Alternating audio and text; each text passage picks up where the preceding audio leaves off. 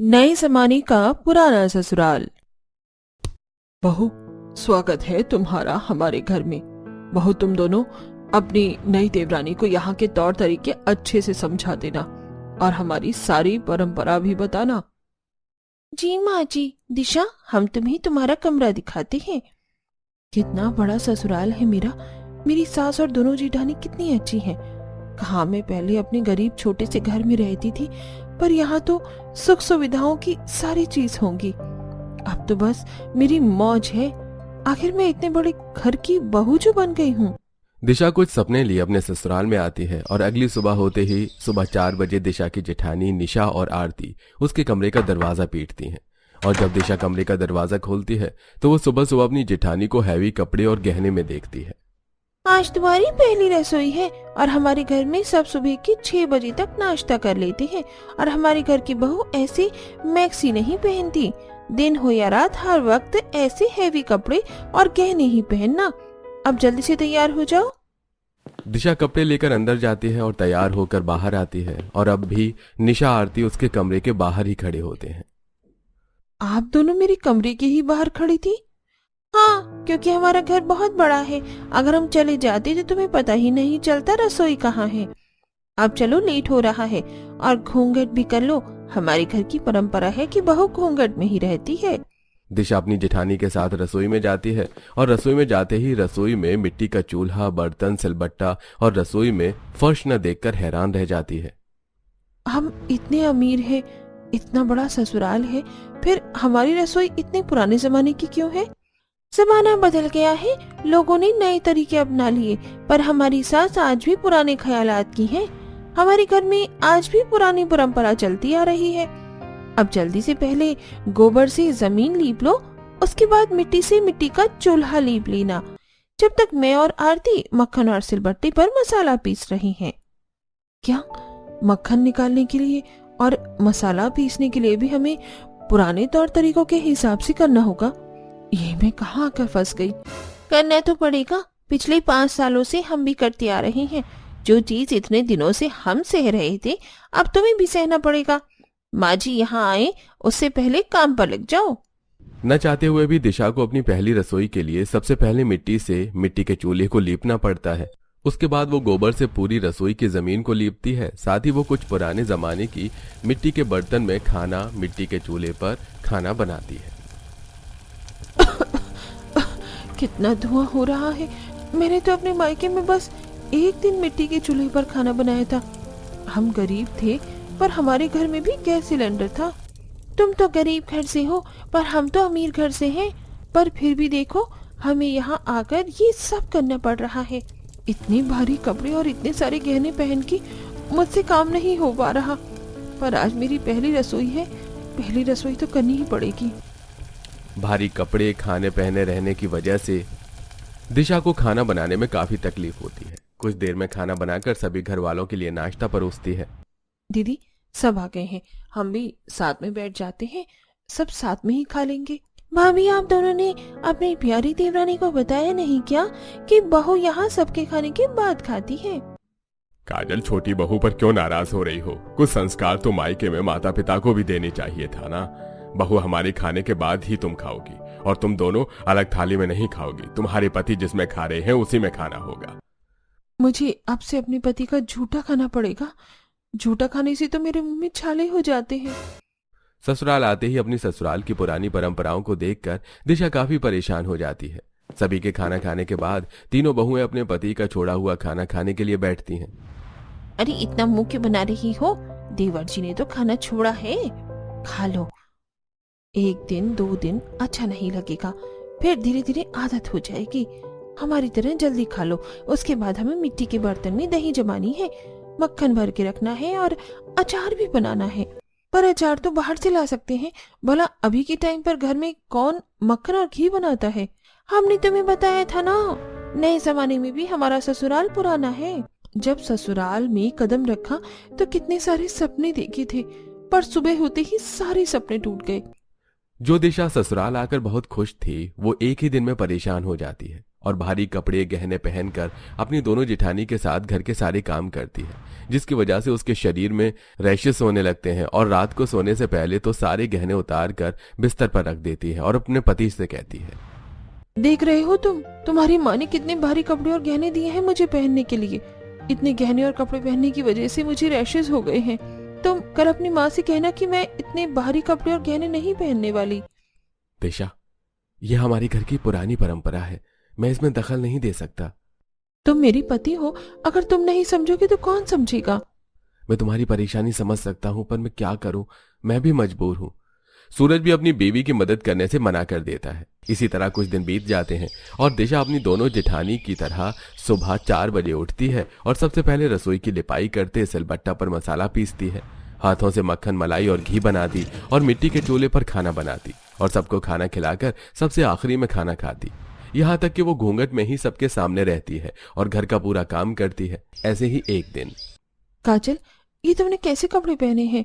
तुम जानती हो ना, हमारे घर की औरतें ऐसे कपड़े नहीं पहनती। भाभी, मैंने जिम ज्वाइन किया है और भारी कपड़े पहनकर घर में रहना, घूंघट करना, गहने पहनना, मर्दों के खाने के बाद खाना खाना, घर में लहसुन प्याज ना खाना, ये सारी परंपरा घर की बहू के लिए है, बेटी के लिए नहीं। बिल्कुल सही कहा मेरी बेटी ने। अब मेरी बेटी का रास्ता छोड़ो ताकि वो जिम के लिए जा सके। वाह रे, इनके घर की पुरानी परंपरा, बहू के लिए कुछ और बेटी के लिए कुछ, और माँ जी की परंपराएं तो समय के अनुसार बदल रही हैं। बहू और बेटी में इतना भेदभाव दिशा को बहुत गुस्सा आता है और वो चाह कर भी कुछ नहीं कर पाती। समय गुजरता है और एक दिन आरती, निशा, दिशा देखती हैं कि काजल मॉडर्न ड्रेस पहनकर अपने कुछ लड़के फ्रेंड्स के साथ बाहर पार्टी करने गई है। दिशा भी डरते हुए अपने सास ससुर से कहती है, अगर ननद जी ऐसे मॉडल कपड़े पहनकर बाहर जा सकती हैं, तो क्या हम घर में हल्के कपड़े नहीं पहन सकते? बिना गहनों के, इन गहनों की वजह से मुझे खुजली होती है। देखिए मेरे हाथों में कितने दाने निकल गए हैं। मुझे तो लगता है मेरे डॉक्टर के पास जाना बहुत जरूरी हो गया है। राम राम राम, हे प्रभु, कैसी बेअकल बहू दे दी मुझे। शांति, तुम ही समझाओ इसे, कुछ ऐसे ससुर के सामने हाथ नहीं दिखाते। बहू, ये क्या किया? तुझे मैंने इतने भारी कपड़े, गहने और घूंघट इसीलिए करवाया ताकि तू खुद अपने हाथ खोलकर अपने ससुर को दिखा सके। माँ जी, गुस्सा मत कीजिए, देवरानी जी अभी नादान है, हम धीरे धीरे उन्हें सब सिखा देंगे। निशा और आरती शांति के डांट से दिशा को बचा लेती हैं। इसी तरह कुछ दिन बीत जाते हैं और एक दिन जब काजल को घर का खाना पसंद नहीं आता तो वो बाहर से खाना ऑर्डर करती है। माँ, बाबा, आज मेरा घर का खाना खाने का दिल नहीं कर रहा है, क्यों ना मैं हम सबके लिए बाहर से खाना ऑर्डर करूँ? अच्छा आइडिया है, वैसे भी काफी दिन हो गए घर में कुछ बाहर का नहीं आया। चलो, अच्छी बात है। आज मुझे सिलबट्टे पर मसाला पीसकर मिट्टी के चूल्हे पर धुएं से परेशान होकर इन सब के लिए खाना नहीं बनाना पड़ेगा और बाहर का खाना भी खाने को मिल जाएगा। ठीक है, आप सब बाहर का खाना मंगवा लीजिए, हम तीनों सिर्फ अपने लिए खाना बना लेते हैं। दीदी, बाहर से तो खाना आ रहा है ना, फिर हम अपने लिए अलग से खाना क्यों बनाएं? क्योंकि इस घर की बहू को बाहर का खाना खाना अलाउड नहीं है। कितनी घटिया परंपरा है इस घर की। पर माँ जी, हमारे घर में तो कोई लहसुन प्याज ही नहीं खाता और बाहर के खाने में तो लहसुन प्याज डलता है। बहू, मेरी बेटी का बाहर का खाने का मन कर रहा है, अब मैं अपनी बेटी का मन को तो नहीं मार सकती ना। कल को उसकी शादी हो जाएगी, पता नहीं कैसे ससुराल मिलेगा उसको, इसलिए उसे जो खाना है खाने दे और तू सवाल जवाब करना बंद कर और जाकर अपना काम कर। मुंह बनाकर दिशा अपनी दोनों जेठानी के साथ रसोई में जाती है, जहां वो लोग फिर से रसोई को अच्छे से साफ सफाई करते हैं और बेचारी दिशा सिलबट्टे पर मसाला पीसती है और मिट्टी के चूल्हे पर अपनी दोनों जेठानियों के साथ खाना बनाती है। इस घर में बहू के साथ तो नाइंसाफी हो रही है, मैं सूरज से बात करूंगी। कोई फायदा नहीं है बात करने का, हमारे पति भी अपनी माँ के खिलाफ नहीं जाते। ऐसे अमीर घर में शादी करने से अच्छा हम किसी गरीब घर की बहू बनती। तीनों देवरानी जेठानी इस नए दौर में अपने ससुराल की पुरानी परंपराओं को निभाती हैं। समय यूं ही बीतता है और बहुत जल्द काजल को देखने लड़के वाले आते हैं। बहू, तुम तीनों मेहमानों के सामने मत आना और जब मैं कहूँ तब घूंघट में खाना लेकर आना। अब जाओ, जाकर रसोई में काम करो। माँ जी, आपने कहा था कि आप दिशा के लिए दवाई मंगवा देंगी, उसे दवाई दे दीजिए, उसके शरीर में दाने बढ़ते जा रहे हैं। इस वक्त घर में मेहमान आ रहे हैं, बहू को बोलो एक दिन और बर्दाश्त करे। आशा बार बार बोलने पर भी अपनी बहू का दुख नहीं समझती और वो तीनों भरी गर्मी, भारी कपड़े पहने और घूंघट में पूरा दिन रसोई में बस काम करती हैं। कुछ ही देर में लड़के वाले रिश्ता पक्का करके चले जाते हैं और बहुत जल्द काजल की शादी हो जाती है। दीदी अब आएगा मजा जब हमारी ननद भी अपने ससुराल में भारी कपड़े, गहने और घूंघट में रहेगी। मुझे नहीं लगता दिशा, तुमने देखा ना शादी में बस हम 3 ही देवरानी जिठानी इतने भारी कपड़े, गहने और घूंघट में थी। हमने शादी एंजॉय भी नहीं करी, पर काजल के ससुराल वाले कितने मॉडर्न कपड़े पहन कर आए थे। काजल के जाने से तीनों देवरानी जिठानी काफी खुश होती हैं, क्योंकि वो चाहती थी कि काजल के साथ भी वैसे ही हो जो ये तीनों बर्दाश्त कर रही हैं। पर काजल अपने ससुराल में भी काफी खुश होती है। इसी तरह कुछ दिन बीत जाते हैं और काजल अपने पति के साथ अपने मायके आई है। आइए दामाद जी बैठिए, बहू जरा मेरे दामाद के लिए कुल्हड़ वाली चाय तो लेकर आना। सुनो शांति, जरा अंदर जाकर तीनों बहू को समझा दो दामाद जी के सामने ना आए, और आए भी तो दूर ही रहे, और घर में उन्हीं के पसंद का खाना भी बनवाना। अजी आप चिंता मत कीजिए, मैंने तीनों बहू को पहले से ही समझा दिया है। बड़ी बहू तो तवेला गई है दूध लेने।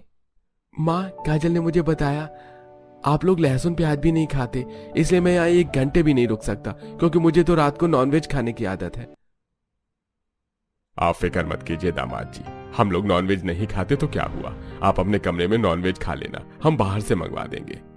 अपनी बेटी दामाद को खुश करने के लिए विनोद घर में नॉनवेज लाने की परमिशन दे देता है। ये देख सभी हैरान हो जाते हैं। कुछ ही देर में दिवाकर नाक बंद करके अपने जीजा के लिए नॉनवेज लाता है, जिसे काजल का पति अपने कमरे में ही खाता है और अगले दिन जाने की आज्ञा लेता है। यहाँ आकर बहुत अच्छा लगा, आप लोगों ने बहुत ख्याल रखा मेरा। अब 1 महीने के लिए काजल को छोड़कर जा रहा हूँ, मेरी बीवी का ख्याल रखिएगा। हाँ हाँ जीजा जी, आपकी बीवी हमारी भी बहन है, फिक्र मत कीजिए। अरे दीदी, हमने तो सोचा था शादी के बाद इससे हमारा पीछा छूटेगा, पर ये तो 1 महीने और यहीं रहेगी। अब तो हमें कोई तिगड़म लगाना ही पड़ेगा। काजल के यहाँ रुकने से तीनों बहू काफी परेशान हो जाती हैं। वे तीनों आपस में बात कर ही रही होती हैं, तभी शांति अपनी बहू से कहती है, मेरा पूरा घर अशुद्ध हो गया। बहू, तुम तीनों मिलकर आज ही पूरा घर अच्छे से साफ करो, गंगा जल से रसोई और सारे कमरे को शुद्ध करो, और सारे बर्तन, कपड़े, तकिया, बिस्तर सब अच्छे से साफ करना। पर माँ जी, नंदोई जी ने तो सिर्फ कमरे में नॉनवेज खाया था, हम क्या सिर्फ एक कमरा ही साफ कर दें? भाभी, इतनी कामचोरी अच्छी नहीं, माँ ने जो कहा है उस पर ध्यान दो। शांति के कहने पर बेचारी तीनों बहुएं काम पर लग जाती हैं। सबसे पहले वो घर के सारे सामानों को एक एक करके धोती हैं, फिर हाथों से तकिया, कवर, चादर, सारे कपड़े घर में रखाकर एक सामान अच्छे से साफ करती हैं। इसके बाद घर की दीवारों को चमकाती हैं, फिर तीनों बहू मिलकर पूरे घर की सफाई करती हैं। ये सब देख उनके पतियों को बहुत बुरा लगता है। हम कितने लाचार पति हैं, हम तुम्हारे लिए कुछ नहीं कर पा रहे। अगर आप तीनों हमारा साथ दे तो बहुत कुछ कर सकते हैं, पर दिशा, हमारे पति क्या ही कर सकते हैं? दीदी, मेरी माँ ने मुझे एक घरेलू नुस्खा बताया था। हल्दी और चंदन का लेप लगाने से मेरे रैशेस की प्रॉब्लम कम हो गई है, पर मैं इसी का फायदा उठाऊंगी और माँ जी से झूठ बोलूंगी कि मेरी बहुत तबीयत खराब है। सूरज, तुम मुझे हॉस्पिटल के बहाने मेरे मायके ले जाना, और दीदी, आपकी नानी बहुत बूढ़ी है, यही सही समय है उनको अस्पताल भेजने का। और आरती दीदी, आप अपना पैर तोड़ लीजिए, सिर्फ घर वालों की नजरों में। दिशा का आइडिया सभी को पसंद आता है और आरती अपनी सास से कहती है, माँ जी, मेरी नानी बहुत बीमार है, उनकी आखिरी इच्छा है मुझसे मिलना। मुझे कुछ दिनों के लिए मेरी नानी के पास जाने दीजिए। माँ, जाने दो, घर में 2 और भाभी है तो। कोई बात नहीं बहू, मैं सुमित से कहूंगा, वो तुम्हें छोड़ आएगा। आरती झूठ बोलकर कुछ दिनों के लिए अपने मायके चली जाती है, और उसके जाते ही अगले दिन जानबूझकर निशा जीने से गिरने का नाटक करती है। मेरा पैर, इस घूंघट की वजह से मैं सही से सीढ़ियां नहीं देख पाई और गिर गई। लगता है माँ जी, मेरा पैर टूट गया है।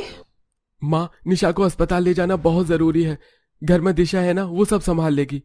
कुछ ही देर में निशा पैरों की पट्टियां करके आ जाती है। ये देख शांति और काजल परेशान हो जाती हैं, और अगली सुबह होते ही वो लोग देखते हैं कि आज सुबह का नाश्ता नहीं बना। और जब वो लोग दिशा के कमरे में जाते हैं तो सूरज सबसे कहता है, पता नहीं माँ, भगवान क्या चाहता है, पर कल रात से दिशा ने आंखें नहीं खोली हैं। भारी कपड़े और गहने पहनने की वजह से उसके पूरे शरीर में रैशेस हो गए हैं। मुझे लगता है उसी की वजह से वो बीमार हो गई है। मुझे परमिशन दीजिए, मैं अपनी बीवी को अस्पताल ले जाऊं, वरना वो मर जाएगी। नहीं नहीं बेटा, बहू को कुछ नहीं होना चाहिए, तू उसे अस्पताल ले जा। तीनों बहू के ऊपर एक साथ मुसीबत आ गई, अब घर का काम और हमारी देखभाल कौन करेगा? तुम दोनों माँ बेटी हो तो, और वैसे भी 2-3 दिन की ही तो बात है। देखो मुझे बहुत भूख लग रही है, आप जाकर नाश्ता बना दो। विनोद के कहने पर शांति और काजल रसोई में जाती हैं और पूरा रसोई बिखरा देख शांति काजल से कहती है, रसोई कितना बिखरा हुआ है। काजल, मैं मिट्टी से चूल्हा लीप रही हूँ, तू गोबर से रसोई लीप ले। माँ, मैं गोबर का हाथ नहीं लगाने वाली, ऐसे ही रसोई में झाड़ू लगा देते हैं और खाना बना लेते हैं। अच्छा ठीक है, मैं बाहर से लकड़ियाँ लेकर आ रही हूँ, तब तक तू सिलबट्टे पर मसाला पीस ले। क्या मैं सिलबट्टे पर मसाला पीसूं? माँ, मेरे ससुराल में मिक्सी है, बाहर से सब कुछ पका पकाया आता है, मुझे बस गर्म करना होता है। मेरी बस की नहीं है इतनी मेहनत करना। एक काम करो, बाहर से मसाले मंगवा लो। शांति की उम्र हो चुकी थी और काजल पुरानी परंपराओं को निभाना नहीं चाहती थी, इसलिए शांति बाहर से मसाले मंगवा लेती है और खुद घर में खाना बनाती है। तो वहीं खाते हुए विनोद, सूरज, दिवाकर शांति से कहते हैं, माँ, आज रोटी सूखी है, तुमने आज मक्खन नहीं निकाला क्या? जो मिल रहा है खा ले। तेरी माँ के शरीर में अब इतनी ताकत नहीं रही कि वो सुबह उठकर तबेला जाए, दूध लेकर आए, उसे गर्म करे, छाछ बनाए, मक्खन निकाले, घी दही मटके में जमाए। भैया, जो खाने को मिल रहा है ना, खा लो, वो भी नहीं मिलेगा। शांति और काजल की बात सुनकर सूरज और बाकी लोग चुपचाप खाना खाते हैं। इसी तरह कुछ दिन बीत जाते हैं और अब काजल को अपनी माँ के साथ पूरे घर का काम और रसोई को संभालना पड़ता है, जिससे काजल परेशान हो जाती है और एक दिन बाहर से खाना मंगवाती है। अरे शांति, मैंने तुम माँ बेटी से कितनी बार बोला है, खुद के लिए बाहर का खाना मंगवाया करो, मेरे लिए नहीं। मैं लहसुन प्याज वाला खाना नहीं खाता। सुनिए जी, मैं थक जाती हूँ घर के काम करके। आपकी बेटी को कुछ बोलो तो नाटक करती है, खाना न बनाना पड़े, इसलिए किसी ने बाहर से खाना मंगवाया है। काजल, 1 महीने के लिए तो आई है, क्या तू इतना भी नहीं कर सकती?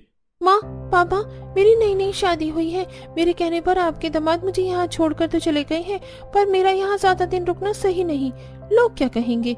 और रही खाने की बात, मैंने आज से पहले कभी भी रसोई में कदम नहीं रखा।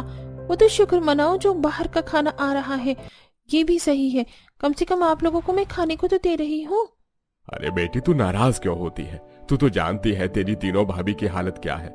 कुछ दिन और रुक जाओ, जैसे ही तीनों बहुएं ठीक हो जाएंगी तुम चले जाना अपने ससुराल।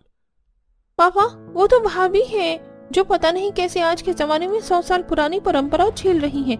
बेचारी मेरी भाभी भूखी रहती हैं, पर फिर भी घर के लोगों को खाना खिलाने के बाद खाना खाती हैं, गोबर से घर लीपती हैं, चूल्हा लीपती हैं, मिट्टी के बर्तनों में सामान रखती हैं, मिट्टी के चूल्हे पर खाना बनाती हैं। मेरे बस की नहीं है ये सब करना, अपनी बहू से ही करवाना। मैं तो चली अपने ससुराल, वहाँ तो सब कुछ इलेक्ट्रॉनिक है और नौकर चाकर भी हैं। यहाँ मैं नौकरानी की तरह काम करूं, इससे अच्छा है कि मैं अपने ससुराल में बैठकर आराम करूं। जा बेटी, तू जा, बिल्कुल सही कह रही है तू। मैंने अपनी बहू के बारे में नहीं सोचा, शायद इसीलिए भगवान मुझे ये दिन दिखा रहा है। शांति को अपनी गलती का एहसास हो जाता है, तो वहीं काजल भी काम के डर से अपने ससुराल चली जाती है। अब अकेली शांति जब रसोई के लिए उपाय कर रही होती है तो विनोद शांति से कहता है, रहने दो, रसोई की लिपाई करने की जरूरत नहीं है। मैं रसोई में फर्श लगवाऊंगा, मिक्सी, सिलेंडर, फ्रिज और जरूरत की सारी चीजें लेकर आऊंगा, ताकि हमारी बहू को भी परेशानी ना हो और फिर कभी दोबारा ऐसे हालात हो तो हमें परेशानी ना हो। जब शांति और विनोद पर बात आती है तो वो लोग रसोई का नक्शा ही बदल देते हैं। कुछ दिनों बाद आरती अपने ससुराल आती है, तो वहीं निशा भी अपने पैरों की पट्टी खोल लेती है और दिशा भी घर आती है और उनके आते ही शांति अपने हाथों से तीनों का घूंघट हटा देती है। तुम तीनों को अब इस घूंघट में रहने की जरूरत नहीं है, और ये गहने भी उतार दो और वो कपड़े पहनो जिसमें तुम कंफर्टेबल हो। हाँ बहू, हैरान होने की जरूरत नहीं है। तुम्हारी गैर मौजूदगी में हम समझ में आया कि तुम तीनों पर क्या बीत रही है, इसलिए तुम तीनों के लिए एक सरप्राइज है। तुम तीनों रसोई में जाओ। तीनों बहू रसोई में जाती हैं और मॉड्यूलर किचन देखकर काफी खुश होती हैं। दीदी, कहीं मैं सपना तो नहीं देख रही? दिशा, ये सपना नहीं, हकीकत है। बहू, अब तुम्हें काम करने की कोई परेशानी नहीं होगी। हमने चिमनी भी लगा दी है, न धुआं न ही चौका, और मसाले पीसने के लिए मिक्सी है, और अब तुम्हें घर में मक्खन, घी, दही बनाने की जरूरत नहीं है। ये सब हम बाहर से मंगवाएंगे। थैंक यू सो मच माँ जी, आज मुझे लग रहा है कि मैं सच में अमीर घर की बहू हूँ। मुझे तो सारी खुशियां ही मिल गई।